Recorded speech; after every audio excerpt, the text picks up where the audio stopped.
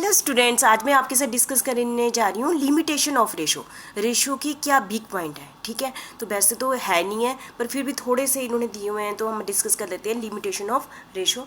सबसे पहले limited use of a single ratio.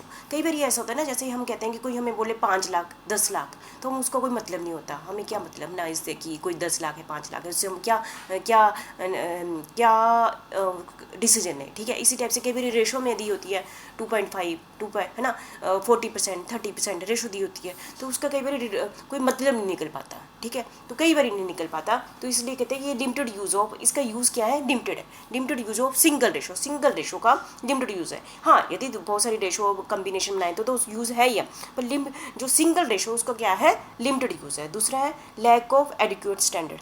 Lack of adequate, जैसे हम कहते हैं ना, हम इसका इस रेशो का कंपेयर स्टैंडर्ड के साथ करते हैं। ठीक है, तो स्टैंडर्ड भी क्या है, स्टैंडर्ड भी कोई स्पेसिफिक तो होता नहीं है।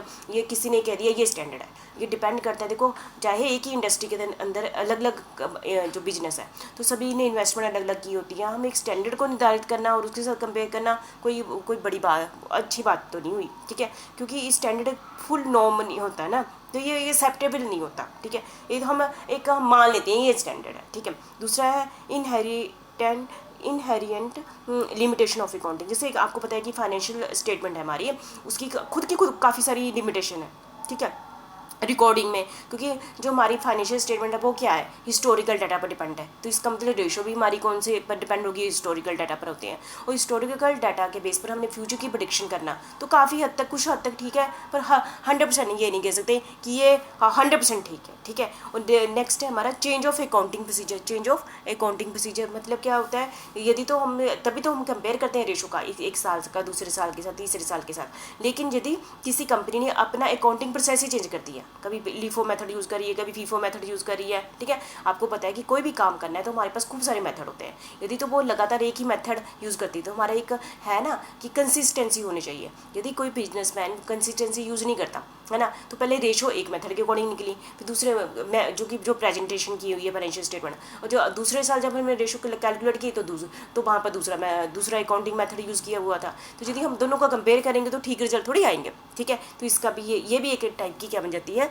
लिमिटेशन बन जाती है। विंडो ड्रेसिंग, आप सभी को पता है कि हर कोई चाहता है कि हम अपने बिजनेस को बड़ा अच्छा ढंग से दिखाएं। वो चीज़ें क्या करते हैं, काफ़ी सारी कंपनियां क्या करती हैं, थोड़ा चेंज कर दे देती है डाटा को फाइनेंशियल स्टेटमेंट के, ताकि लोग अट्रैक्ट हो पाए, इन्वेस्टर अट्रैक्ट हो पाए। ठीक है, जो लोग जिन्होंने लोन देना वो दे पाए, तो डाटा को बड़ा चढ़ा कर दिखाई देता है। यदि डाटा को ही बड़ा चढ़ा कर दिखाई दे तो रेशो भी उसी के बेस पर कैलकुलेट होगी ना, तो ये लिमिटेशन बन जाती है। ठीक है, दूसरा पर्सनल बेस, जो रेशो है उसकी इंटरप्रिटेशन कौन करता है, एनालिस्ट ही करता है, अपने अकॉर्डिंग करता है, पर्सन टू पर्सन बेस होती है, इसलिए इसमें पर्सनल बेस आ जाता है। ठीक है, नेक्स्ट है अनकम्पेरेबल।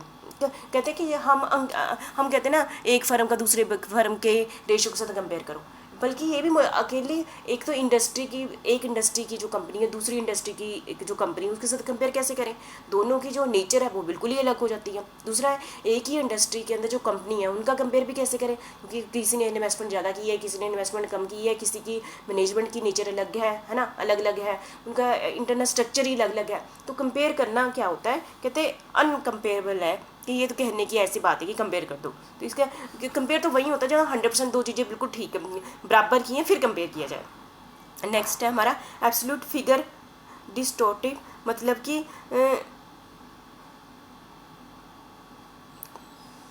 ये जो हमारी रेशो है टोटली क्वांटिटेटिव नेचर की है। आपको पता है क्योंकि हम डाटा लेते हैं, कहते हैं इसमें क्वालिटेटिव नेचर को कंसीडर नहीं किया गया है। ठीक है, प्राइस लेवल चेंज, आपने ये तो है ही है, हम कहते हैं रेशो में सेल बढ़ गई है ना, पर ये देखो प्राइस लेवल हमारा जैसे जैसे टाइम बढ़ता है तो हमारा मार्केट में हर चीज़ का रेट बढ़ जाता है, तो इस चीज़ को हम अपनी रेशो में कंसीडर नहीं करते हैं, तो सबसे बड़ा ड्रॉबैक तो यही है।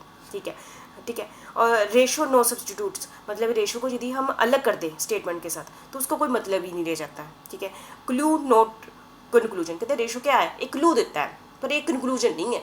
जैसे कहते हैं ना रेशो 100% कंक्लूजन है, एक कंक्लूजन नहीं है, ये क्या देता है, एक क्लू देता है कि हाँ जी आप इस डायरेक्शन में जाइए। ठीक है, तो ये थी कुछ लिमिटेशन ऑफ रेशो। ठीक है।